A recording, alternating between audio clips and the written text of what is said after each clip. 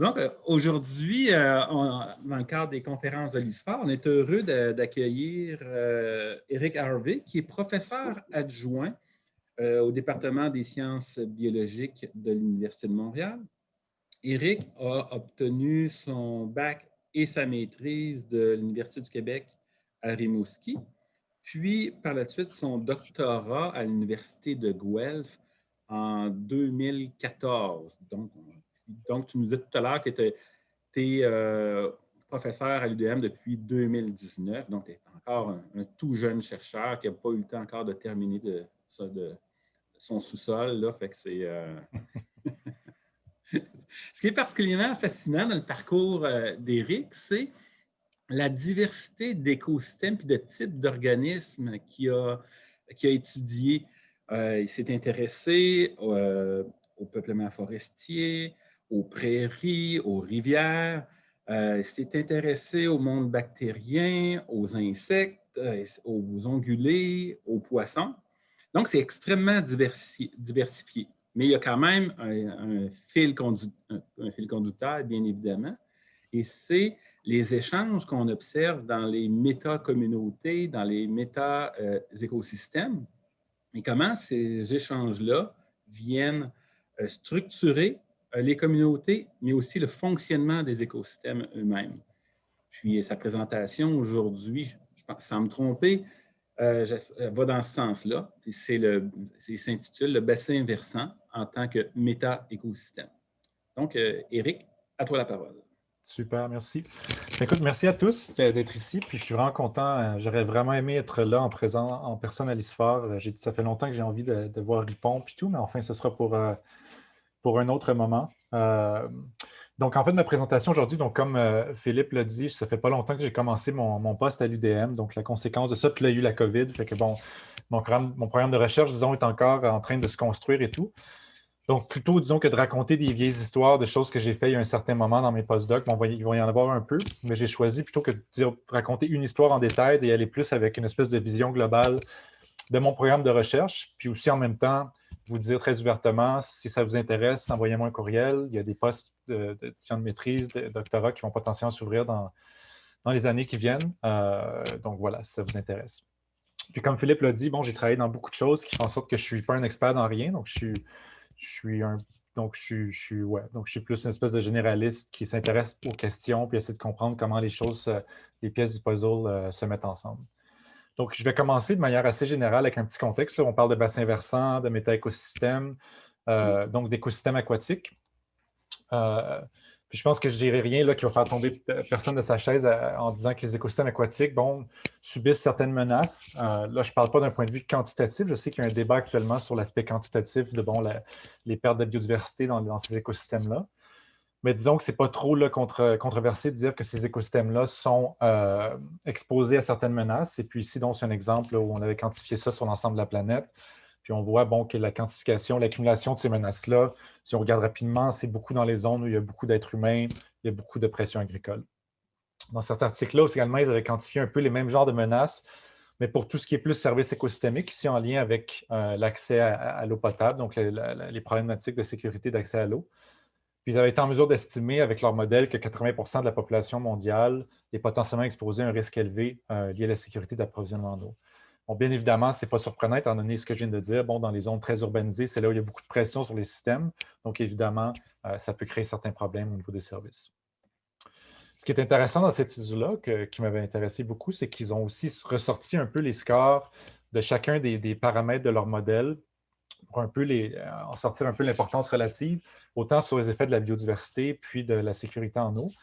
Puis ce qui sortait comme très important dans les deux cas, c'était tout ce qui était plus relié à la pollution. Donc ici, on parle pollution en termes de nutriments, en termes de sédimentation, donc de dynamique d'érosion, développement des ressources hydriques. Donc on peut penser ici à tout ce qui est fragmentation, à la transformation des cours d'eau pour l'agriculture, l'hydroélectricité. Donc on peut ratisser large ici en termes de pression urbaine. Puis ce qui est intéressant pour moi, puis bon, j'aurais pu prendre une autre étude, puis ça aurait fait pareil. Quand on parle de problématiques en écosystème aquatique, très souvent, en fait, on ne parle pas de perturbations qui sont intrinsèques ou qui sont directement appliquées sur le système aquatique, mais plutôt de perturbations qui proviennent en fait de l'écosystème terrestre. Puis je vais y revenir dans quelques secondes, juste pour ouvrir une petite parenthèse pour dire que bon, ces tendances-là de problématiques qui ne sont pas près de s'améliorer. Donc, il y a déjà 50% des terres habitables de la planète qui sont utilisées pour l'agriculture. À cause de la pression démographique qui va augmenter, on prévoit d'ici 2050, bon, cette pression-là sur les terres va augmenter également. Et puis, vient avec ça une espèce d'urbanisation au niveau global, une espèce de tendance. Bon, là, avec la COVID, de manière très ponctuelle, ça semble changer. Les gens semblent quitter un peu plus les villes, télétravail et tout, mais de manière générale, disons, là, on s'attend à ce qu'il va y avoir une augmentation de la population urbaine de 2,5 milliards d'ici 2030. Donc, bien évidemment, tous ces genres de pressions-là peuvent nous amener à réfléchir un peu, à se demander comment est-ce qu'on va arriver à maintenir l'intégrité des écosystèmes aquatiques dans un contexte d'intensification de l'utilisation du territoire terrestre. Puis là, ici, ceux qui s'intéressent un peu à la philo puis à la science de l'argumentation vont me dire, bon, ta figure, c'est un gros sophisme ambulant. Effectivement, ici, c'est un peu une espèce de faux dilemme que je présente entre deux choses qui, bien évidemment, l'objectif, ce n'est pas de se nourrir ou de boire de l'eau, mais bien évidemment d'avoir accès à l'ensemble de ces services-là, disons, dans un paysage ou dans un système donné. Donc, pour cette question-là, sur maintenir les activités, l'intégrité des écosystèmes aquatiques, bien évidemment, je ne suis pas le premier à poser cette question-là. Je pense que ce qui est de plus en plus nouveau, par contre, qui est intéressant, c'est qu'on sort de plus en plus un peu du cadre traditionnel, disons, où on avait les limnologistes, les écologistes aquatiques qui travaillaient sur les écosystèmes aquatiques, les écologistes terrestres qui travaillaient sur les milieux terrestres.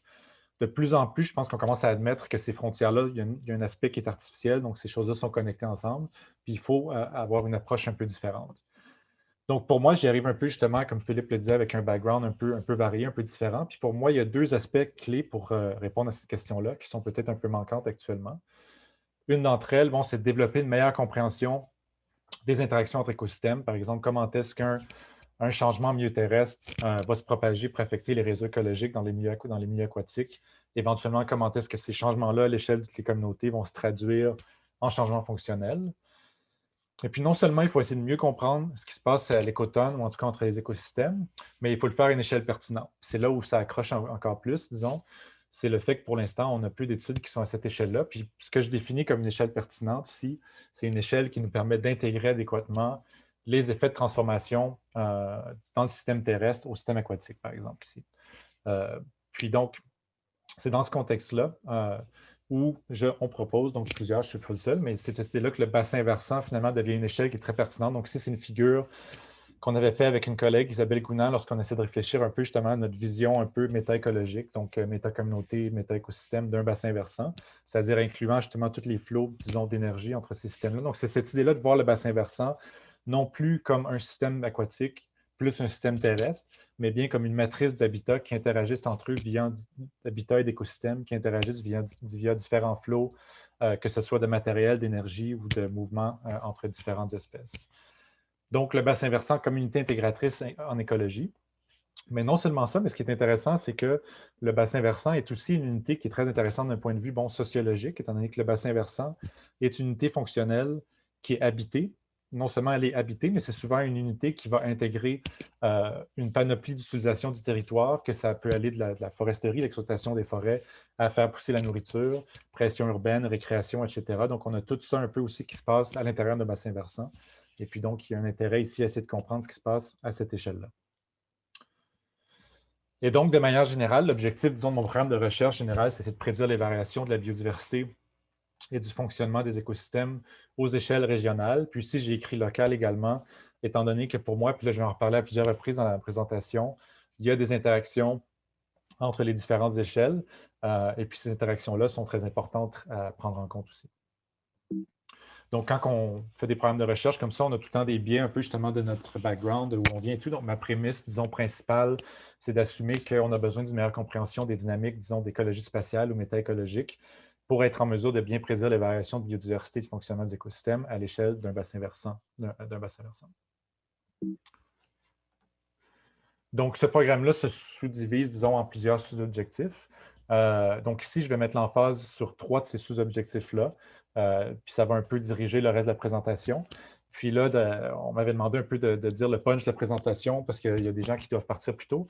Malheureusement, il n'y a pas trop de punch étant donné que j'ai plus ou moins de réponses aux questions que je pose pour l'instant. Donc, c'est tout en développement, cette machine-là. Donc, je vais plus y aller en présentant un peu, disons, des choses que j'ai faites dans le passé, puis je commence à orienter un peu la recherche qu'on fait actuellement dans le labo avec les étudiants gradués. Donc ici, je vais donner un petit aperçu de chacun des sous-objectifs pour au moins donner une petite table des matières de la présentation. Donc, le premier vise vraiment à essayer de caractériser les variations spatio-temporelles dans les liens terrestres aquatiques. Donc, qu'est-ce qu'on essaie de comprendre ici? On essaie de se demander comment est-ce que les subsides terrestres varient dans l'espace et le temps, non seulement en termes de qualité-quantité, mais également aussi en termes de leur association avec les communautés aquatiques. Donc, on essaie de quantifier dans l'espace une espèce de diversité bêta, si vous voulez, de la qualité, de la quantité des subsides terrestres qui se retrouvent dans les écosystèmes aquatiques, puis essayer de voir comment est-ce que ça nous aide à prédire la structure et le fonctionnement des écosystèmes aquatiques. Puis, est-ce qu'il y a une variation spatiale dans l'importance de ces associations-là? Donc, est-ce qu'il y a certains endroits dans le système, par exemple, où c'est moins important que d'autres, cette association-là? Donc ici, on va s'intéresser à l'importance relative, par exemple, de différents facteurs à différentes échelles. Par exemple, à l'échelle locale, on peut s'intéresser à la morphologie, par exemple, de nos systèmes aquatiques, que ce soit nos lacs ou nos rivières. On peut s'intéresser à certains paramètres morphologiques, la physico-chimie, qui peuvent venir influencer ces relations-là. Puis à l'échelle régionale, on va commencer à s'intéresser plus à tout ce qui est facteurs de connectivité entre nos systèmes écologiques, puis facteurs aussi de gradient biotique, par exemple, changement de gradient d'utilisation du territoire à l'échelle du paysage, par exemple. La façon dont je développe cet axe de recherche-là, disons actuellement, c'est vraiment une plateforme d'échantillonnage à long terme. Donc, comme je vais en parler un peu plus tout à l'heure, on a certaines connaissances théoriques et empiriques, par exemple expérimentales. On a très peu de connaissances au niveau empirique. Donc, ce que je propose ici, c'est de se mettre les deux pieds dans l'eau puis développer vraiment une plateforme d'échantillonnage, disons, à long terme et dans l'espace pour échantillonner et comprendre ces choses-là. De manière générale, bon, moi, après, quand on va parler un peu avec les étudiants, peut-être, je suis un grand fan de la biogéographie des îles. Depuis longtemps, c'est une des théories qui m'a le plus inspiré. Donc, j'aime bien m'imaginer que ce que je propose ici, c'est une espèce de biogéographie des interactions entre écosystèmes. Donc, biogéographie des méta-écosystèmes. Pourquoi est-ce que c'est intéressant de faire ça? C'est qu'en fait, ça peut éventuellement, d'un point de vue plus conceptuel, nous aider à comprendre où, quand et comment les interactions entre écosystèmes sont importantes.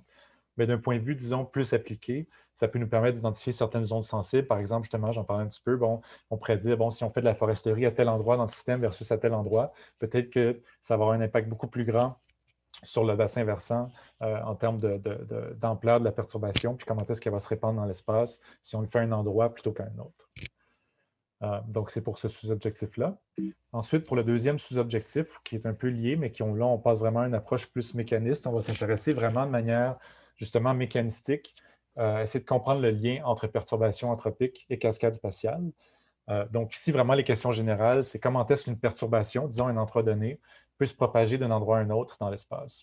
Donc, il y a deux échelles de référence. Ici, si vous voyez mon curseur, donc il y a une échelle locale à l'écotone. On peut vraiment se demander, si on a une perturbation qui se produit dans un système, quels sont les mécanismes ou les processus qui vont faire en sorte que cette perturbation-là va se répandre dans le système auquel il est connecté. Puis, quels sont les processus, disons, comment est-ce qu'on peut arriver à prédire l'impact sur les écosystèmes aquatiques en termes de structure de communauté et de fonctionnement des écosystèmes. Encore plus intéressant aussi, on peut aller à une échelle régionale, si on peut commencer à se demander, donc je vais en parler un peu plus tard, mais il y a différents processus qui peuvent faire en sorte qu'une perturbation qui se produit justement à un écotone, en amont d'un système, par exemple, peut potentiellement se propager, disons, plus en aval, puis éventuellement donc faire des effets en cascade, puis affecter l'ensemble de bassins versants ou l'ensemble d'un système à l'échelle régionale. Donc, pourquoi est-ce que c'est intéressant d'essayer de comprendre ces choses-là?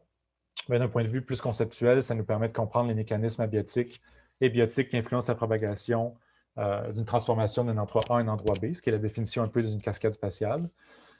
Puis d'un point de vue plus appliqué, ça va nous permettre plus en détail de prédire l'effet de certaines perturbations de manière plus spécifique, comment est-ce que ça devrait affecter la structure et le fonctionnement de nos écosystèmes, autant à l'échelle locale qu'à l'échelle régionale. Ensuite, l'autre axe duquel je vais parler, disons, plus rapidement aujourd'hui à la fin de la présentation, c'est tout l'axe un peu plus très appliqué conservation, où on vise à essayer d'appliquer ces connaissances-là pour la gestion des bassins versants. Et donc ici, c'est très facile, là, tout le temps, en tant que chercheur, d'avoir des vœux pieux sur ce genre de choses-là. Donc l'idée ici, c'est vraiment d'essayer de développer des collaborations avec des organismes, des entreprises qui ont certains intérêts pour vraiment essayer de développer donc, des outils de gestion qui puissent donc utiliser les connaissances qu'on développe avec le programme de recherche. Donc ici, on parle de monitoring, on parle aussi de synthèse théorique et conceptuelle. Donc, je vais y revenir un peu plus tard. Donc, les objectifs, bien évidemment, ici, c'est d'essayer d'offrir des outils conceptuels, des connaissances qui sont applicables à la restauration ou à la conservation.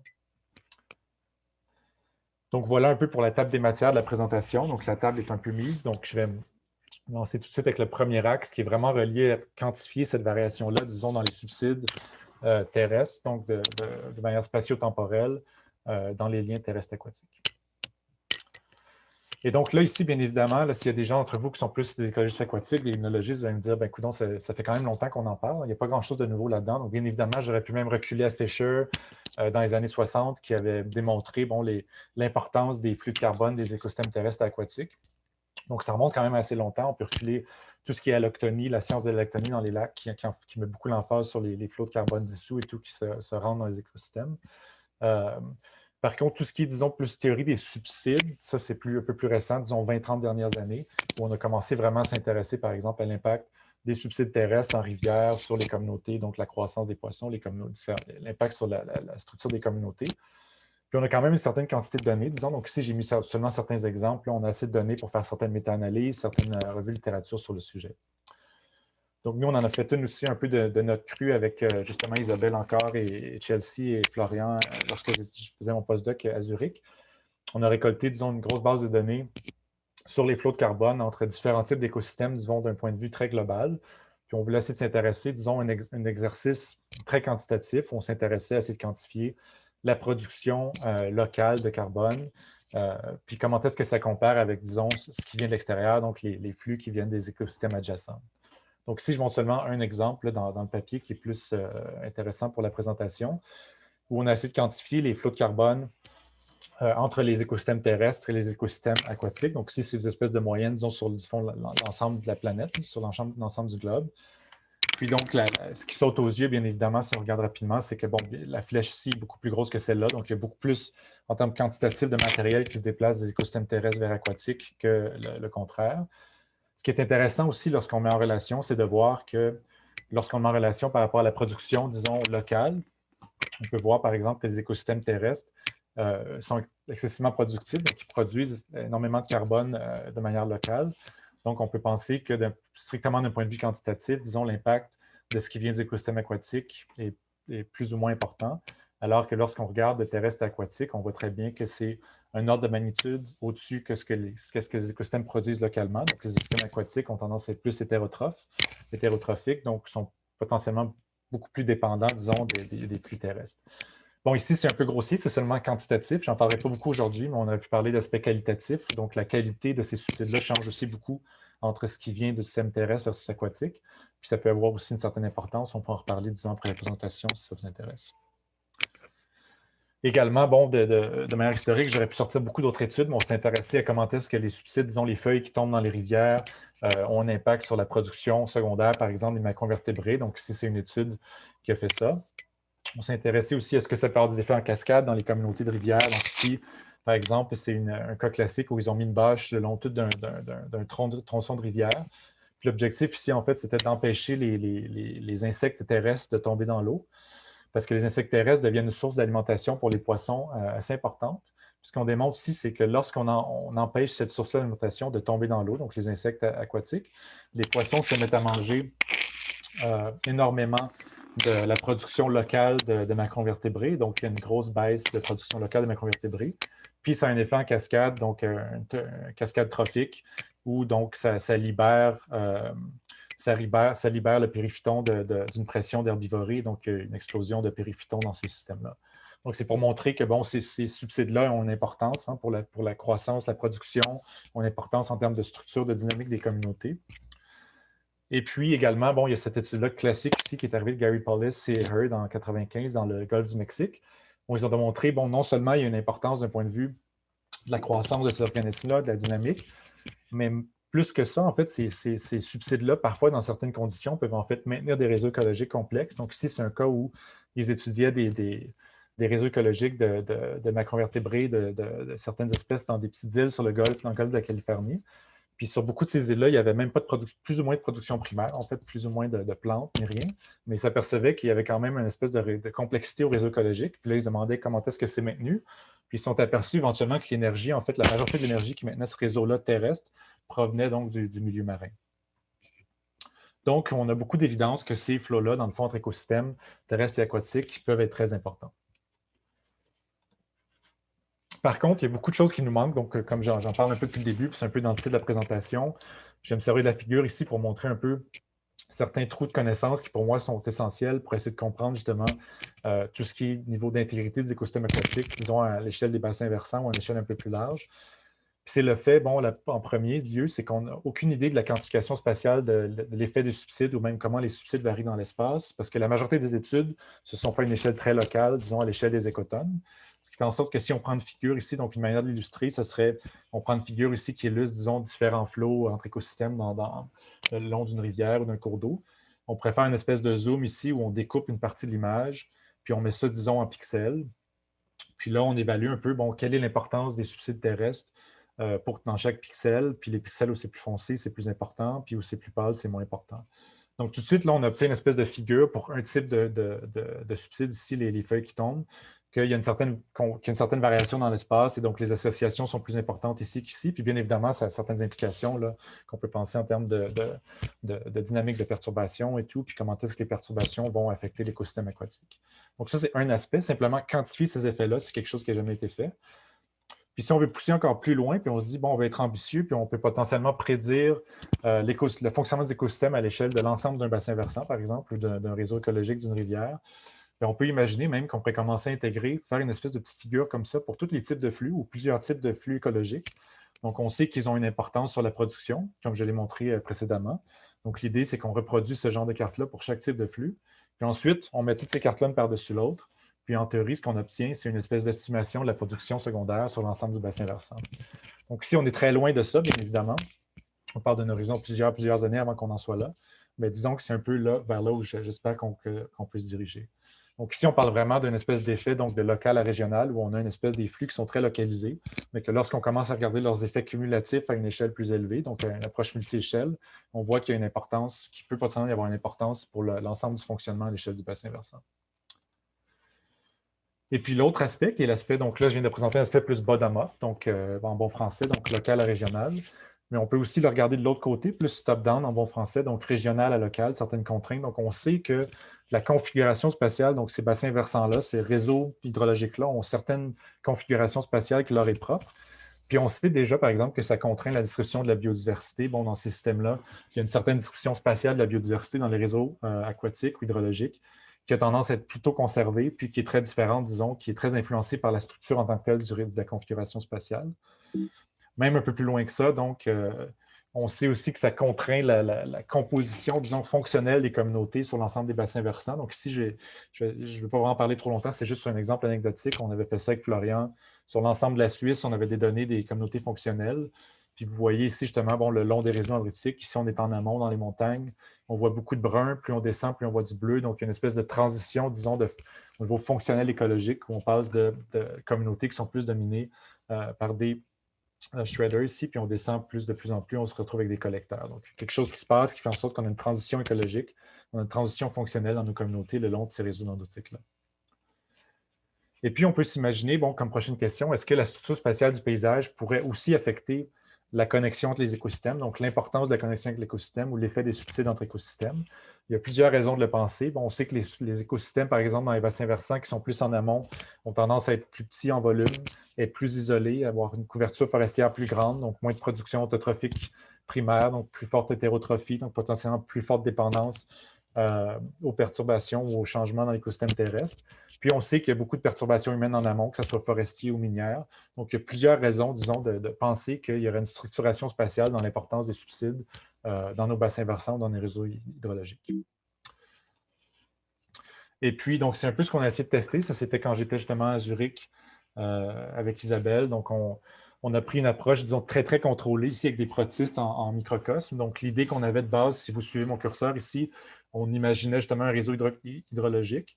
Et puis, comme j'en ai parlé un peu au début, notre vision un peu, c'est de se dire que, bon, on a une matrice, disons, terrestre et une matrice aquatique. Donc, les deux sont une espèce de réseau spatial différent. Donc, on a un réseau dendritique qui est le réseau hydrologique, puis on a une espèce de réseau spatial un peu différent qui correspond, entre guillemets, à un réseau terrestre. Donc, il y a une espèce d'échange d'organismes, de méta. Donc, ici, on a deux métacommunautés, si vous voulez. Puis ces deux métacommunautés-là, ou ces deux réseaux spatials-là, sont connectés via des flots de ressources, donc entre les deux systèmes terrestres et aquatiques. Donc, ici, c'est des méthodes de réseau là, qui s'appellent multicouches, donc multi-layer network.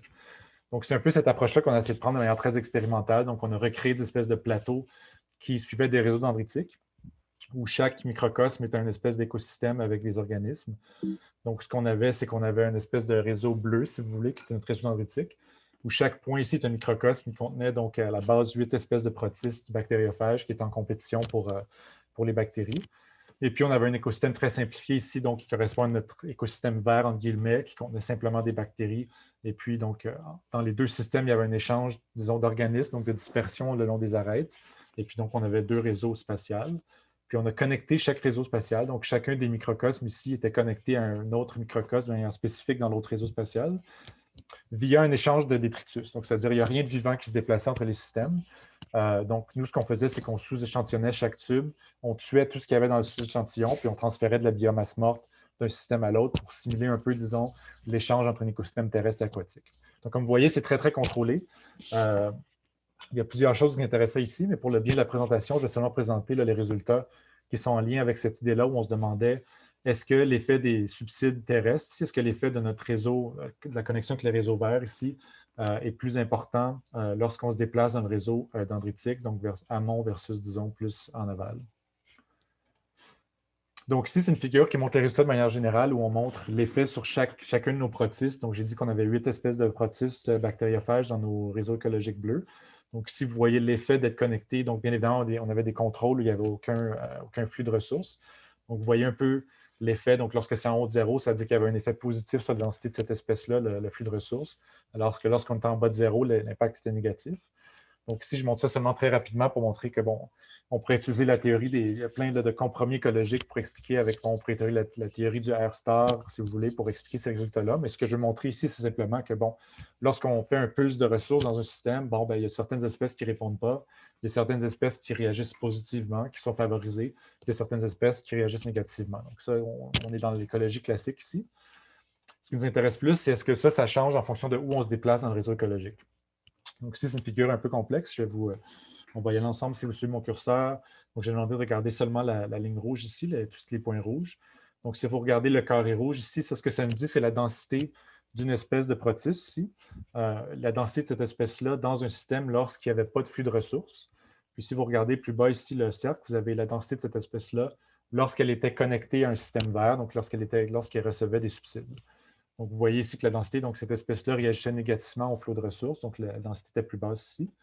Mais ce qui est vraiment intéressant, c'est que bon, plus on se déplace vers la droite ici, plus on se déplace en aval du réseau dendritique. Donc, plus on se déplace vers la droite ici, plus on passe de systèmes qui sont plus grand volume, qui sont moins isolés, donc de plus en plus connectés.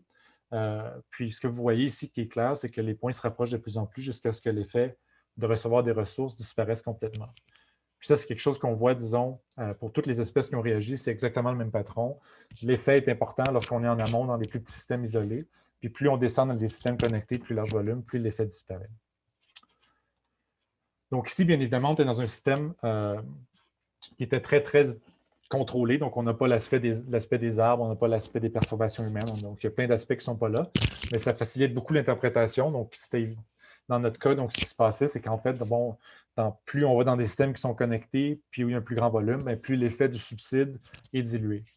Donc, ça peut sembler trivial, mais ce qui est intéressant ici, c'est que pour moi, il y a quand même une application claire des systèmes naturels, c'est-à-dire que, comme je l'ai mentionné, dans les systèmes naturels, c'est quand même ça qu'on observe.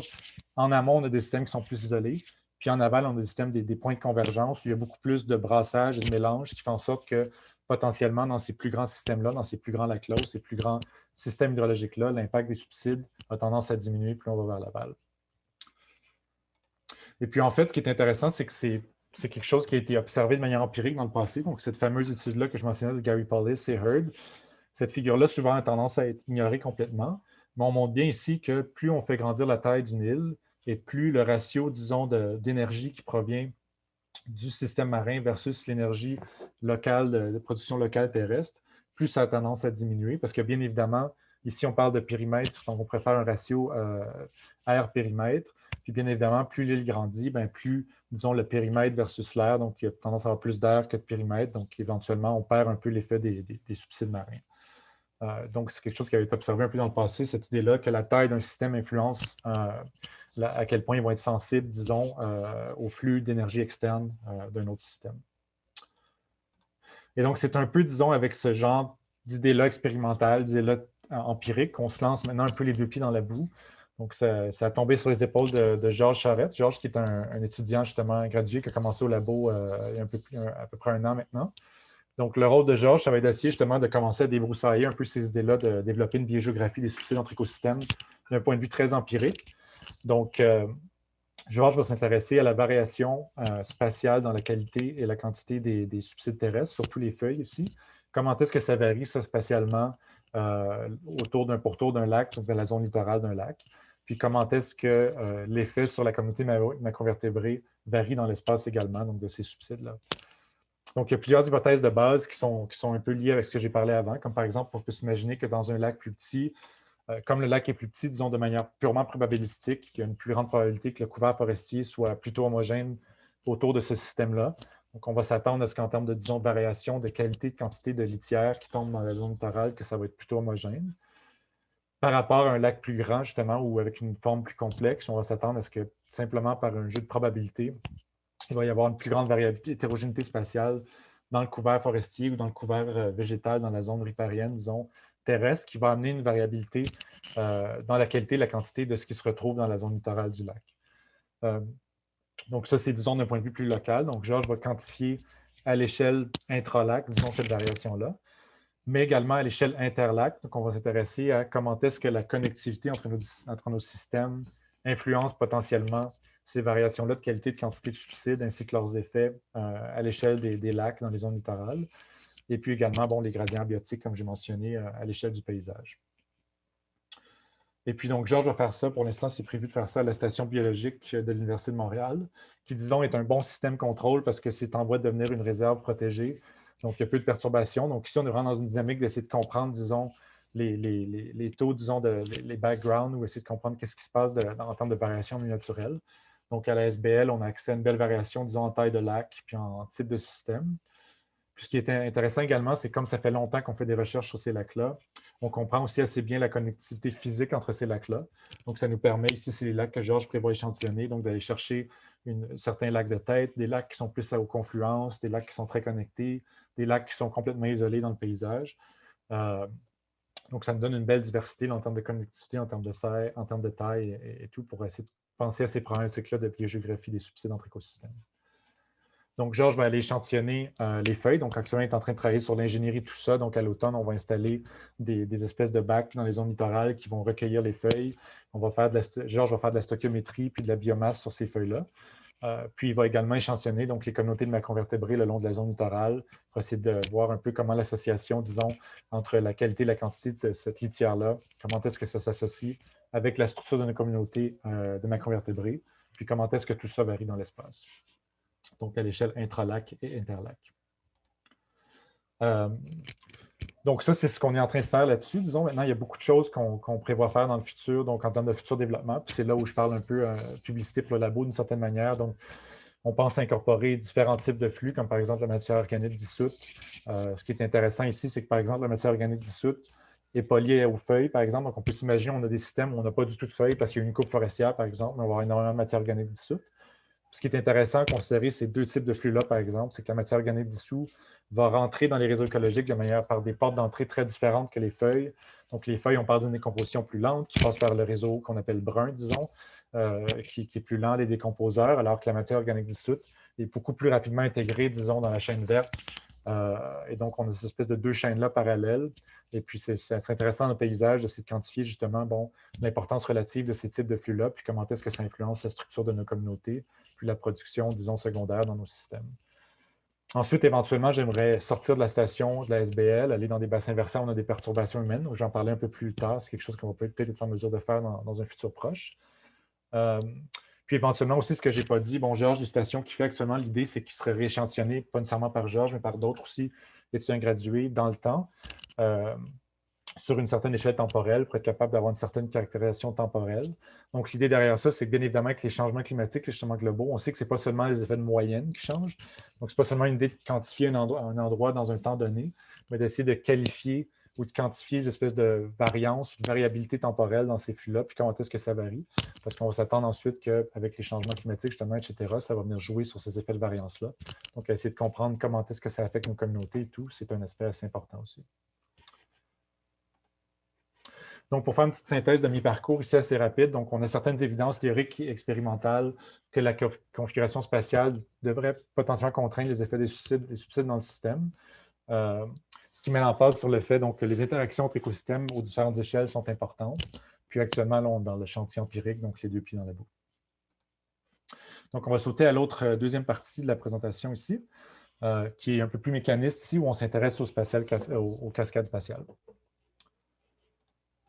Donc, une cascade spatiale, donc comme j'ai défini, c'est un terme en fait qui émerge de la théorie des méta-écosystèmes. Malheureusement, il n'y a pas de papiers qui ont été publiés pour définir clairement qu'est-ce que c'est. Il y a des gens qui y travaillent présentement, mais c'est un concept qui peut sembler flou. Mais de manière générale, la cascade spatiale, c'est simplement l'idée qu'on a un changement dans un système A qui va se répandre, qui va se propager dans un système, disons, B, C, D, E, donc sur l'ensemble d'un paysage éventuellement. Mais c'est l'idée de la propagation d'un effet dans l'espace via certains processus ou mécanismes. Donc là, je vais seulement donner une petite idée, disons, de certains types de mécanismes qui peuvent jouer cet effet-là. Donc ici, on a tous les processus qui peuvent être liés, disons, à la disruption des régulations trophiques. Donc ici, on a un cas, donc ici, c'est très grossier, bien évidemment, ce n'est pas nécessairement un cas qui est super réaliste, mais c'est un cas ici, le long d'une rivière, où par exemple, on a du plancton qui a une régulation des algues, ce qui permet, disons, de maintenir certains services, certaines fonctions en aval. Puis ça, c'est maintenu en bonne partie par le fait qu'on a une communauté bactérienne qui est bien alimentée par des subsides en termes de feuilles en amont.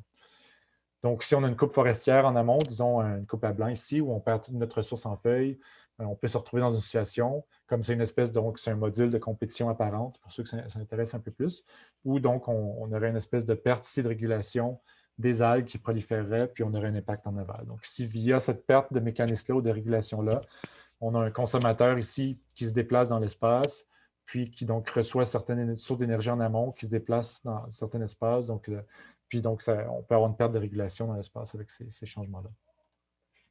Un cas très classique aussi d'un point de vue empirique de cette idée-là du consommateur qui reçoit de l'énergie à un endroit puis qui va aller, disons, avoir un impact ailleurs, c'est le cas de la loi des neiges, donc qui est un cas très, très connu. Donc, vous savez, dans les années 60-70, la révolution verte aux États-Unis, partout, en fait, en agriculture, qui a créé une explosion, disons, de la biomasse agricole. Ça a eu un effet très fort, ça a boosté les populations de loi des neiges dans le sud de l'horaire, ce qui fait en sorte que lorsqu'ils ont migré vers le nord, ils avaient des biomasses, donc des populations beaucoup plus grandes.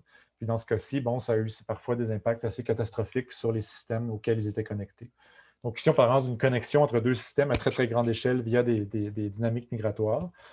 C'est des cas qui sont assez connus, mais qui sont peu étudiés d'un point de vue métaécosystémique. Donc, il y a certains labos, comme le labo de Dominique Gravel à l'Université de Sherbrooke, qui actuellement travaillent d'un point de vue plus conceptuel, théorique, à essayer de développer une perspective métaécosystémique donc, sur ce genre de système-là. Donc, une espèce d'essayer de comprendre les espèces de rétroaction, disons, entre le système arctique puis le système plus au sud, puis voir comment est-ce que quelle direction ça peut prendre dans le futur.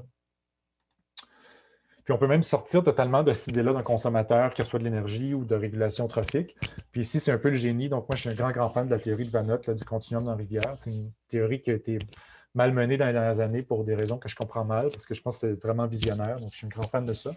Donc c'est une théorie très métabolique, disons, où Vanot et ses compagnons avaient prédit finalement que c'est plus qu'en fait, il y a une transformation de l'énergie qui se produit le long d'un réseau hydrologique qui va venir influencer, dans le fond, le fonctionnement le long du réseau écologique. Donc, par exemple, ici en amont, on a, par exemple, un type de ressource qui est peut-être plus grossier, par exemple, des feuilles qui vont tomber. Alors, puis ça va être transformé par une certaine communauté qui a une certaine fonctionnalité. Et puis, donc, ce qui va être émis, disons, ce qui va rester de cette ressource-là à la fin, donc un peu les inefficacités métaboliques de cette communauté-là, c'est ce qui va descendre plus en aval. Puis les communautés plus en aval n'auront pas le choix, disons, de faire avec cette énergie-là. Puis donc, ça va faire ce qui fait en sorte qu'il y a comme une espèce d'adaptation à un type d'énergie potentiellement ici qui est plus fin, par exemple. Puis plus on va vers le bas, plus c'est fin. Ce qui crée une espèce de gradient, disons, de shredders ici, justement, donc de destructeurs. Ici, il y a plus des collecteurs. Donc voilà, ici on a des prédictions super intéressantes qui correspondent justement à ce qu'on avait observé dans l'étude que j'ai montré un peu plus tôt avec Florian, ce qu'on a fait dans les rivières suisses. Puis ici, on a un cas de cascade spatiale. Donc, on peut s'imaginer, si on coupe les feuilles, ici, on a une perte de la ressource, ça va venir changer cette espèce de métabolisme à l'échelle du système, puis venir influencer la qualité et la quantité d'énergie qui va se rendre plus bas en aval. Donc, c'est un peu ce genre d'idée-là aussi qu'on a voulu tester ici, encore une fois, de manière très, très contrôlée, où on s'est dit, on va avoir deux systèmes, deux microcosmes de protistes aquatiques qui vont être connectés par des flots de détritus. Encore une fois, pas de mouvement d'espèces vivantes, donc on tue tout ce qui se déplace entre les différents systèmes. On s'est demandé, si on modifie la structure fonctionnelle, le module d'interaction dans un système donneur, est-ce que ça va influencer simplement par ça? Donc, est-ce que ça va influencer potentiellement le fonctionnement dans le système récepteur? Donc, c'est quelque chose de très, très simple. Ici, je vais montrer les résultats en mode simplifié pour aller plus rapidement. Donc, on avait un système donneur, un système récepteur. Puis là, on jouait avec la structure trophique du système ici. Puis la seule manière dont les effets pouvaient se répandre, c'était via donc, un effet sur la qualité et la quantité des détritus qui, se déplaçait d'un système donneur à un système récepteur. Donc, ce qu'on a fait, c'est qu'on avait un système, disons, en compétition, donc la même espèce, donc une espèce de chaîne trophique. Donc, encore une fois, on jouait avec des modules d'interaction. Donc, on avait la chaîne trophique, on avait la compétition pour la ressource entre deux espèces de bactériophages, ou on avait un système qu'on appelait facilitateur, où on avait une espèce bactériophage qui était dans un microcosme avec une espèce autotrophique, donc qui amenait une nouvelle source de carbone dans le système. Puis de manière très rapide, là, je ne montrerai pas tout l'ensemble des résultats, mais ce qu'on a observé, par exemple, c'est que lorsqu'on avait la chaîne trophique, systématiquement, on avait un impact négatif sur la densité de nos espèces. Puis ce qui se produisait, en fait, ici, pour aller un peu plus loin, c'est qu'en fait, le prédateur, bon, on l'avait peut-être mal choisi, c'est peut-être mal le système qu'on a commencé. C'est une des premières expériences qu'on avait fait, mais ça venait une surprise qui finalement était intéressante. Mais on avait mis des daphnés dans le système. Donc, en fait, ce qui s'est passé, c'est que les daphnés ont seulement tout mangé dans le système. On avait estimé que 98-99% de la biomasse vers la fin de l'expérience était en daphné. Puis ces daphnés-là mouraient, se rendaient dans le pool de détritus et étaient échangés. Là, ce qui est intéressant, c'est que nos daphnés, ben, ils ont des structures beaucoup plus complexes que nos protistes. Donc, ils ont des structures de cuticules qui sont beaucoup moins labiles, disons, qui se décomposent beaucoup moins bien en termes de carbone. Ce qui faisait en sorte que ça avait un impact sur le système récepteur parce que ça ralentissait, disons, toute la boucle de décomposition et de recyclage, ce qui faisait en sorte que ça avait des impacts négatifs sur la densité de nos organismes dans l'écosystème récepteur. Ensuite, lorsqu'on avait notre système qu'on appelait facilitateur, c'est-à-dire qu'on avait notre espèce autotrophe, systématiquement, on avait un impact positif là, comparé à tous les contrôles qu'on avait dans l'expérience. Il y avait un impact positif sur la densité de nos espèces dans le système récepteur. Donc, encore une fois, ce qui se produisait ici, c'est un changement de qualité dans la ressource. Donc, on avait un changement fonctionnel dans la communauté qui venait un changement de qualité dans la ressource, donc une source de carbone de l'extérieur, donc fraîche de l'extérieur, puis qui se rendait dans notre système et puis donc qui avait un impact positif. Et donc, de manière, disons, très globale et très succincte, cette expérience-là a démontré que des changements de structure trophique dans un système donneur peuvent influencer la dynamique dans un système receveur. Puis là, ici, je mets l'emphase sur ça, même en l'absence de mouvement de tout organisme, de consommateur, etc., simplement via des effets reliés, disons, aux boucles de recyclage et comment est-ce que ça influence les détritus. Donc ici, là, on a un bel effet là, local à régional, disons multi-échelle, d'un effet qui peut se produire à l'écotone, on a une coupe forestière ou une perturbation qui se produit à un endroit donné. Et puis potentiellement, bon, ça va avoir un impact important à une échelle régionale à cause de ce genre de mécanisme-là. De l'autre côté, je remets l'emphase sur ce qu'on a montré avant, c'est-à-dire le top-down, l'échelle régionale locale. On a certaines évidences expérimentales que la configuration spatiale du paysage influence l'importance des subsides. Donc, vous voyez ici une espèce de dynamique qui se produit. Là, on a les deux, l'espèce de bottom-up et de top-down. Puis les deux expériences les deux espèces d'interactions multi-échelles sont potentiellement très importantes pour comprendre ce qui se passe. C'est un peu ce que va faire notre étudiant de doctorat, donc qui vient de commencer ici au labo et en co-direction avec Béatrix Bessner et l'UQAM. Donc, ce que Charlie va s'intéresser à faire, c'est prendre cette espèce de perspective-là, de s'imaginer que, bon, comme vous savez, le paradoxe d'enrichissement prédit que des flux de ressources, c'est supposé de déstabiliser des systèmes. Hein. Mais en nature, ce n'est pas ce qu'on observe du tout. Ces organismes-là, si vous voulez, ont une espèce de coévolution, d'adaptation structurelle, autant à l'échelle individuelle qu'à l'échelle des communautés, qui fait en sorte qu'ils auront une certaine stabilité face à ces flux-là, c'est-à-dire qu'ils sont adaptés à une certaine dynamique de flux ou de subsides, ces organismes aquatiques-là. Puis là, on se demande, bon, avec Charlie, qu'est-ce qui se passerait, par exemple, si on commence à modifier la magnitude des subsides, si on commence à modifier la fréquence, la qualité et la quantité des flots? Comment est-ce que ça va venir influencer la réponse de nos communautés aquatiques? Donc, Charlie a la mission de jouer un peu avec tout ce genre de paramètres-là, d'un point de vue, disons, beaucoup plus expérimental. Donc, ici, l'idée, c'est qu'on va avoir des espèces de quais expérimentales avec des mésocosmes qu'on va remplir d'eau. Puis, on va manipuler la ressource, puis faire certaines expériences, disons, de fréquence, de magnitude, de qualité, de quantité, pour voir comment est-ce que ça influence la réponse de nos communautés aquatiques. Donc, ça, c'est ce que Charlie va faire. Donc, Charlie, ce qu'il va faire, c'est que l'écosystème donneur est implicite dans le sens où il n'y a pas d'écosystème donneur réel. Donc, Charlie va aller en zone littorale, il va échantillonner des insectes, il va échantillonner des feuilles, on va faire sécher au four, on va broyer ça, on va ajouter ça aux écosystèmes récepteurs à une certaine fréquence, à une certaine magnitude.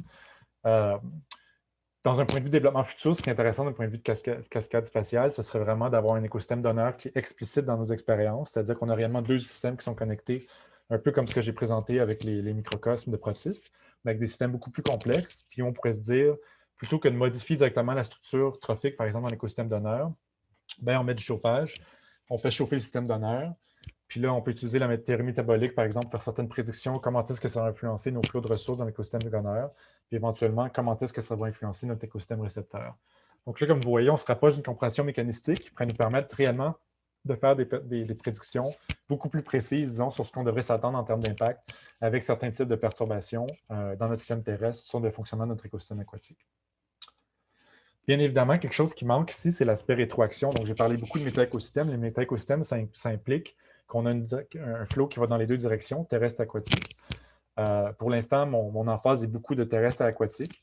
Éventuellement, un de mes rêves, ce serait d'avoir, dans les plateformes que je parlais à la station biologique, d'avoir un étudiant gradué qui irait en fait à ces mêmes stations-là, où on échantillonne les macroinvertébrés puis les feuilles, puis qui irait échantillonner dans la zone riparienne, disons, la composition des plantes, et puis les herbivores et les prédateurs invertébrés, pour faire de la biomasse avec tout ça, d'un point de vue spatial, d'un point de vue temporel, ce qui fera en sorte qu'éventuellement, on pourrait construire des lignes de temps temporelles, ou ici, c'est un exemple purement théorique où ils l'ont fait avec un modèle mathématique, mais on pourrait aller regarder d'un point de vue strictement temporel, faire des analyses de temps, pour aller identifier les rétroactions, disons, entre, par exemple, la biomasse de nos prédateurs terrestres et puis la structure de nos communautés aquatiques.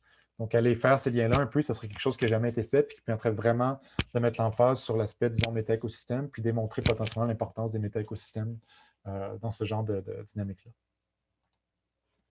Donc, rapidement, ici, en termes de conservation, donc ici, j'ai parlé beaucoup de choses qui sont très expérimentales. On a un aspect empirique, mais on reste quand même beaucoup dans les concepts et dans un aspect beaucoup plus conceptuel et théorique.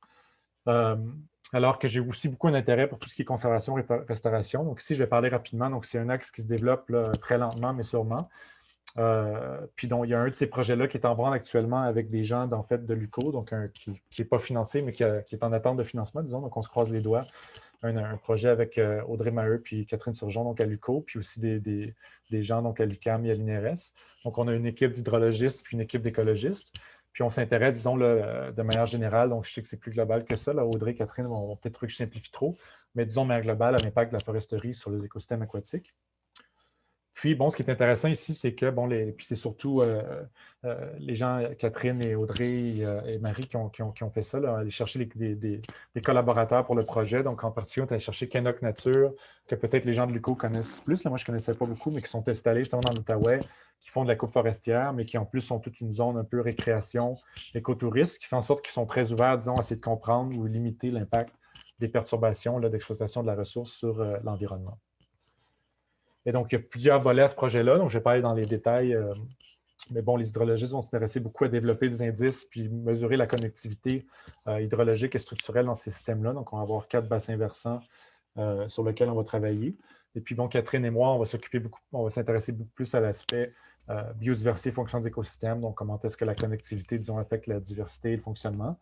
Puis il y a aussi une petite partie de ce projet-là, puis c'est ça sur lequel je vais mettre l'emphase, qui est lié avec ce que j'ai parlé aujourd'hui, qui est qu'on va s'intéresser un peu aux variations, disons, de l'effet des subsides terrestres sur les écosystèmes aquatiques, mais avec une perspective très appliquée, c'est-à-dire qu'on va s'intéresser, par exemple, si on a un ponceau, par exemple, de foresterie dans un système, versus lorsqu'on n'a pas de ponceau, comment est-ce que ça influence, disons, la zone d'influence, si, par exemple, on a eu de la coupe forestière en amont d'un ponceau, on va avoir une transformation, par exemple, dans la qualité, la quantité des subsides, comment est-ce que la zone d'influence de ce changement-là de subside va être observée plus en aval lorsqu'on a un ponceau, lorsqu'on n'a pas de ponceau.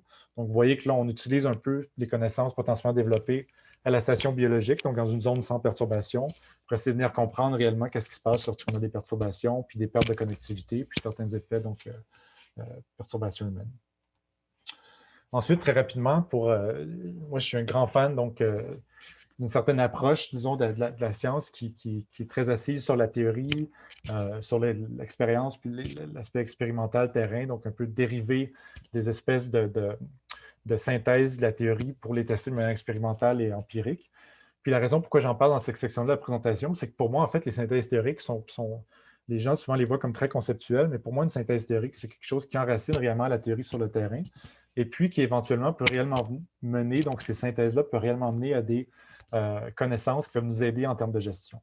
Donc, c'est seulement une observation personnelle, peut-être que vous serez très en désaccord avec ça, mais je crois que c'est très rare qu'on part d'une expérience puis qu'on va à du appliquer ou de la conservation. C'est aussi très rare qu'on part d'observation terrain, disons, à un endroit donné, un projet donné, puis avoir directement des applications. Généralement, ce qui va arriver, c'est qu'on a une espèce de boucle qui va se produire, puis qu'éventuellement, on va avoir assez d'informations collectées sur le terrain ou de manière expérimentale pour faire des synthèses qui soient conceptuelles ou théoriques. Puis généralement, c'est à partir de ces synthèses-là, comme par exemple la biogéographie des îles, qui a des impacts énormes sur tout ce qui est conservation. Et puis, c'est à partir de là qu'on va partir pour essayer de mieux comprendre justement, puis en termes de gestion de conservation. Donc, pour moi, les modèles sont aussi des outils de gestion et de conservation. Et puis, donc, on en a fait un peu. Donc, ici, c'est un exemple très rapidement que j'ai parlé où on a, c'est un groupe de travail que j'ai co-dirigé avec Marie-Josée Fortin à l'Université de Toronto, où notre objectif, c'était de parler de métaécosystèmes. Mais ce qu'on a fait, c'est qu'on a mis ensemble des théoriciens des métaécosystèmes, puis on les a assis ensemble avec des gens qui travaillent pour des organismes, des OSBNL, OSBL, des organismes finalement qui travaillent en conservation, par exemple, sur les bassins versants à Toronto, qui font une vision très, très appliquée, puis voir un peu comment est-ce qu'on peut essayer de trouver une espèce de synthèse du point commun, où est-ce que la théorie des métaécosystèmes peut potentiellement être utile pour les gens qui font de la gestion et de la conservation. Puis là, je ne vais pas rentrer dans les détails. On est en train de travailler encore là-dessus, même après 3 ans. Donc, vous voyez que c'est long. On a eu plusieurs congés parentaux entre-temps de plusieurs personnes dans le projet. Mais la bonne nouvelle, c'est que ça avance. Puis donc, avec Justin Marleau ici, qui est vraiment le magicien des maths derrière le projet, puis avec Sean, donc à Terre-Neuve, on a réussi à développer une espèce de modèle qui nous permet d'avoir 3 écosystèmes connectés. Par exemple, une forêt qui est connectée à un lac qui est connecté à une rivière. Chaque écosystème a une dynamique trophique, donc d'échange de ressources à l'intérieur d'énergie à l'intérieur de l'écosystème. Puis, par une certaine magique de mathématiques des matrices matricielles, on arrive à aller prédire un peu l'impact dans chaque écosystème, par exemple, par exemple, on peut les regarder, donc je vais le montrer ici. Cascade trophique, on a une perturbation dans notre système terrestre, donc on vient modifier le stock de nutriments dans le système terrestre. Quel genre d'effet ça va avoir sur nos écosystèmes auxquels ils sont connectés en chaîne?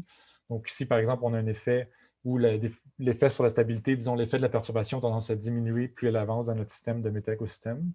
On pourrait facilement imaginer créer une situation où c'est le contraire, ça s'amplifie dans l'espace via certains mécanismes comme ceux que j'ai parlé plus tôt. L'important ici, ce n'est pas que ça s'amplifie ou pas, mais c'est l'idée que ce genre de modèle-là va vraiment nous aider à comprendre quels sont les mécanismes et les processus qui contrôlent le fait que ça réduit ou que ça amplifie dans l'espace. Et éventuellement, donc, on peut facilement penser des implications pour la conservation de ça, bien évidemment. Lorsqu'on fait une perturbation, par exemple une coupe ou quelque chose en amont, on va essayer de réduire la zone d'influence que ça va avoir potentiellement sur le bassin versant. Eh bien, ce genre de modèle-là peut nous aider à comprendre ces mécanismes-là, ou en tout cas les identifier. Ils ont trouvé l'aiguille dans la botte de foin de la grande complexité de la nature pour essayer d'aller, après ça, le comprendre un peu plus sur le terrain. On peut aussi comprendre un peu plus les interactions multi-échelles avec ce genre de modèle-là. Par exemple, on veut s'intéresser comment est-ce qu'un changement, donc plus on augmente, par exemple, les flots entre notre forêt et notre lac, comment est-ce que ça va influencer la production primaire, secondaire, tertiaire dans nos 3 écosystèmes connectés. Mais non seulement ça, mais comment est-ce que ça influence la production sur l'ensemble du métaécosystème. Comme par exemple, ici, je donne l'exemple, si vous me suivez avec le curseur, bon, ici, on observe qu'on a une baisse de la production primaire dans le système terrestre, on a une légère augmentation dans notre lac, puis bon, pas d'effet sur notre rivière. Donc, ça correspond un peu à l'idée, justement, l'effet de la perturbation s'amenuise plus on avance dans notre système. Mais là, on peut faire aussi regarder quel est l'effet réel sur l'ensemble de notre métaécosystème. Donc, on peut voir ici la tendance à l'échelle du métaécosystème en entier. Puis ça peut venir nous permettre de comprendre certaines interactions multi-échelles. Par exemple, si vous regardez la figure ici avec mon curseur, en termes de production d'herbivores, bon, ici, notre lac, ça augmente, mais lorsqu'on regarde sur l'ensemble des métaécosystèmes, on est plus dans une diminution. Donc, on peut aller voir que ça permet d'apporter une compréhension un peu des interactions multi-échelles qui se produisent dans ces systèmes-là. Donc, en fait, c'est un peu ce que je voulais dire par rapport à ces synthèses-là théoriques. Le message de base que peut-être je veux que les gens gardent, c'est que les synthèses théoriques, ce n'est pas seulement quelque chose qui se passe dans les nuages, mais c'est aussi, je pense, quelque chose qui peut avoir un impact, disons, sur la gestion de la conservation. Et donc, c'est quelque chose qui m'intéresse beaucoup aussi. Donc, ma conclusion va être brève. Je pense que si ma présentation n'a pas été claire, c'est de ma faute. Puis, si j'aurais besoin de faire une conclusion plus longue, c'est parce que ma présentation n'a pas été claire. Mais là, je fais une conclusion très succincte parce que j'espère que ma présentation a été claire puis que vous comprenez bien ce que je fais dans la vie comme travail. Mais disons que de manière générale, bon, ce que je fais, c'est de proposer un peu le bassin versant comme unité intégratrice multifonctionnelle. Ça, ici, il n'y a pas grand-chose d'innovateur ici. Je pense que ce qu'on apporte, disons, au labo comme perspective, c'est plus cette idée-là un peu d'arrêter de voir le bassin versant comme simplement l'addition de plusieurs systèmes, mais plus les voir comme une matrice de différents systèmes qui interagissent ensemble dans l'espace et dans le temps et à différentes échelles. Et puis, bon, ma prémisse, c'est qu'en comprenant mieux ces interactions-là entre écosystèmes et dans l'espace, donc spatio-temporel, on va être en mesure de mieux comprendre et de mieux prédire l'effet des perturbations sur la biodiversité et le fonctionnement des écosystèmes. Donc voilà, c'est un peu le message, take-home message de la présentation. Et bien évidemment, je dis merci à tous. Puis je ne passe jamais trop rapidement ici parce que c'est important pour moi que tout le monde comprenne. Les gens souvent passent vite là-dessus. La science, ça ne se fait pas dans un vacuum. Puis sans les noms que vous voyez ici, ma présentation, ben, il n'y aurait pas grand-chose à mettre dedans. Donc, ce n'est pas une question d'ego, c'est une question que la science, ça évolue par collaboration, par discussion.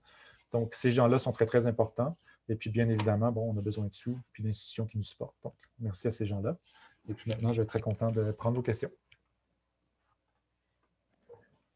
Merci beaucoup, Éric. C'est ouais, une main d'applaudissement. Vous pouvez ouvrir vos micros pour applaudir Éric, ça vaut la peine, je pense que c'est. Merci, Éric.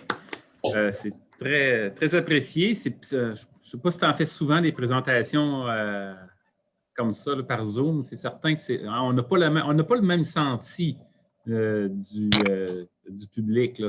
On n'a pas le regard, c'est moins évident. Non, c'est ça, c'est plus du avec l'enseignement virtuel. Je commence à m'habituer de parler tout seul, mais ce qui est difficile, c'est que c'est ça, tu vois moins si les gens te suivent ou pas. Là. Fait que tu ouais, t'espères qu'ils te suivent. Puis... ouais. OK. D'entrée de jeu, est-ce qu'il y en a qui ont des questions pour Éric? Qui voudraient se lancer? Il y a David qui a une question. Vas-y, David. Bonjour, David. Bonjour, Éric. Merci pour ton excellente présentation que j'ai vraiment beaucoup, beaucoup appréciée. Il y a beaucoup de choses. Ouais. Moi, je travaille en partie dans les paysages agricoles. Mm-hmm. Puis je me demandais, parce que là, tu as parlé beaucoup d'interactions entre écosystèmes terrestres et aquatiques, les rivières, entre autres. Mm-hmm. Est-ce que dans tes réflexions ou dans tes souhaits, étudier les interactions entre la forêt et l'agriculture, ou disons le milieu agricole, est-ce que c'est quelque chose qui peut être intéressant? Oui, en fait, effectivement, ça l'est. C'est sûr, là, pour l'instant, c'est la structure de financement, disons, puis tout, là, je mets l'emphase sur une chose, mais par contre, comme par exemple, lorsqu'on avait fait, j'ai montré au tout début là, une revue de littérature qu'on a fait avec Isabelle et les autres à Zurich.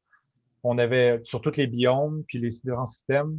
On a travaillé très fort pour essayer de quantifier les flots entre tous les types d'écosystèmes. Puis je te dirais que c'est très difficile de trouver ce genre d'informations-là. Puis bon, j'ai fait mon doctorat sur les prairies en Ontario, donc c'est les flots d'énergie entre les patchs terrestres dans une matrice agricole, ça m'a tout intéressé un peu.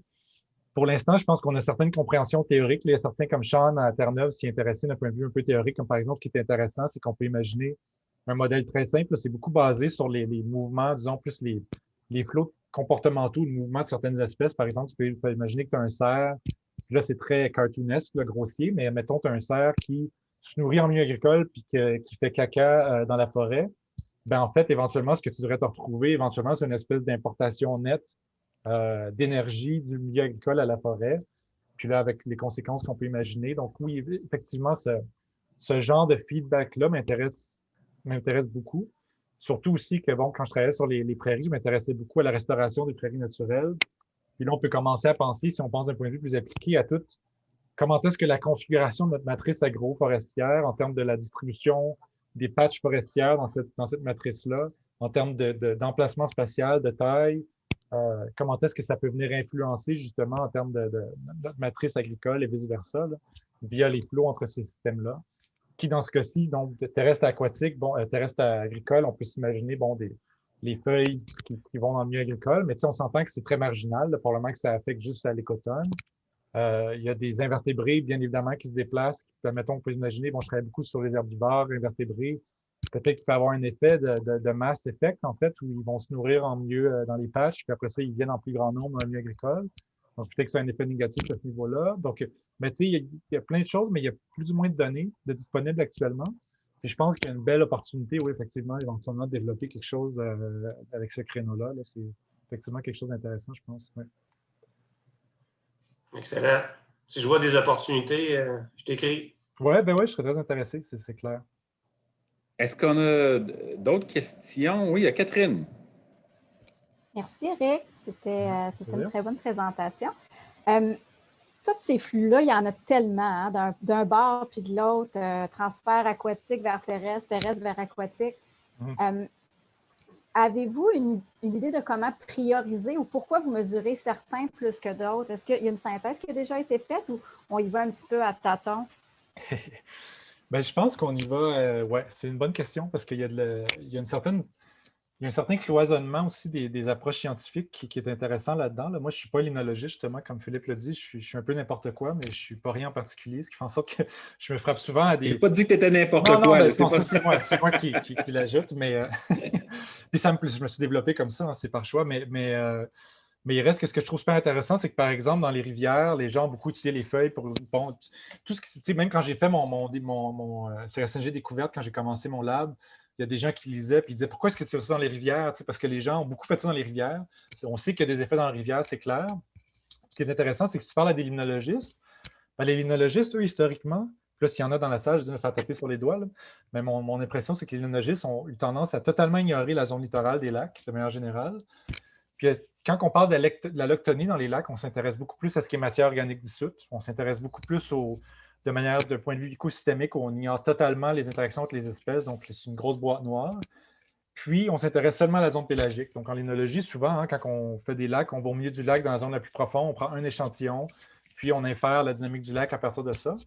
Puis là, je sais qu'il y a un débat, puis bon, je ne suis pas la personne pour débattre ça, mais il y a des gens dans la limnologie qui sont chicanés là-dessus, justement. Là, puis dans le passé, il y a eu des papiers intéressants, des espèces de chicanes intéressantes là-dessus, justement, l'importance des milieux littoraux pour les lacs, les espèces de théories du bang, justement, où un lac, ça peut être vu comme un méta-écosystème aussi. Hein. On a un écosystème littoral, on a un écosystème pélagique, on a un écosystème benthique. Donc, tous ces systèmes-là aussi ont des échanges entre eux. Moi, mon hypothèse, en tout cas ma prémisse de base, c'est que l'intérêt d'utiliser le milieu littoral aussi, c'est que toute perturbation qui est dans le milieu terrestre, avant que tu l'observes en milieu pélagique, il faut d'abord qu'elle soit processée dans le milieu littoral. Alors, bien évidemment, elle ne saute pas dans les airs, les nutriments ne sautent pas au-dessus de la zone littorale. Donc, je pense que pour comprendre ce qui se passe un peu plus dans les lacs en général, il faut aussi développer une meilleure compréhension de ces zones littorales-là, qui non seulement sont potentiellement très hétérogènes en production, mais sont potentiellement aussi très productives à certains endroits, donc très importantes pour le fonctionnement de, justement, potentiellement de plus petits lacs, ou je ne sais pas, il y a plusieurs hypothèses qu'on peut faire. Puis donc, pour revenir à ta question, moi, j'y vais avec les feuilles parce que, d'un point de vue de conceptualisation, disons, pour débroussailler tout ça au début, je trouve que c'est plus simple parce qu'il y a eu beaucoup de travaux qui ont été faits en rivière avec les feuilles. Puis, d'un point de vue expérimental, ce qu'on a fait à Zurich, c'était avec des détritus aussi, donc de la matière particulière organique. Mais comme je le disais, je suis intéressé éventuellement à ajouter avec certains, je suis très bon, il y a certains gens avec qui je parle actuellement, je suis intéressé à ajouter l'aspect matière organique dissoute. Pour les deux raisons que j'ai mentionnées, c'est le fait qu'il y a des endroits où il n'y a pas du tout de feuilles, mais il peut y avoir beaucoup d'intrants terrestres sous une autre forme, et de un. Et de deux, c'est le fait que cette énergie-là va rentrer dans notre système aquatique à une vitesse et par des chemins totalement différents. Et puis, l'interaction un peu, tu sais, on a vu, bon, il y a les travaux de Kevin McCann à Guelph, que Catherine se connaît probablement bien, mais bon, là, on sait que beaucoup de food web dans les réseaux écologiques dans la nature sont organisés. Souvent, il y a une espèce de chemin plus lent, donc au niveau terrestre aussi, là, dans les sols, un réseau de détritivores, où la décomposition se fait beaucoup plus lentement avant que ça se rende plus haut, dans nos concentrations plus haut. Puis on a la chaîne plus rapide, disons, avec les bactéries, puis tout, où tout se décompose très vite, puis ça se rend beaucoup plus rapidement. Puis on sait que la présence de ces deux chaînes-là, c'est un effet stabilisateur. Lorsqu'on, par exemple, a un peu de nutriments dans un système, le fait qu'on a un chemin plus lent, ça a tendance à réduire le flot de ce qui va se rendre plus haut à nos prédateurs, puis ça a tendance à stabiliser notre système. Donc, l'intérêt d'ajouter les matières organiques dissoutes, c'est qu'on peut aller jouer avec toutes ces idées-là on perd notre forêt, mais on a beaucoup de flux de matières organiques dissoutes. Peut-être qu'on favorise le chemin plus rapide, puis on déstabilise beaucoup plus nos systèmes. Donc, il y a tout donc là, je parle beaucoup, mais oui, donc il y a beaucoup, donc éventuellement intégrer plus, mais pour l'instant, on y va à tâtons, puis tranquillement pour monter une base, disons, conceptuelle sur laquelle s'asseoir. Ouais. J'espère que notre alliance va être financée, parce qu'on va pouvoir aller jouer là. Hein? Ben exact, oui. Ça serait bien le fun. Je vois qu'il n'y a pas d'autres questions. On a déjà pris un peu plus d'une heure. Éric, je te remercie. Moi, je sais que je vais avoir une ou deux questions pour toi tout à l'heure quand on va se rencontrer avec les étudiants. Je les garde pour plus tard. Donc, je laisse quand même la chance, si jamais il y a des gens qui veulent se manifester, s'ils ont une dernière petite question. Mais oui, il y a David Lemelin qui a une petite question. Vas-y, David. Bonjour, David. Oui, bonjour. Salut. Très belle présentation. Excellent. Wow. Quel beau projet.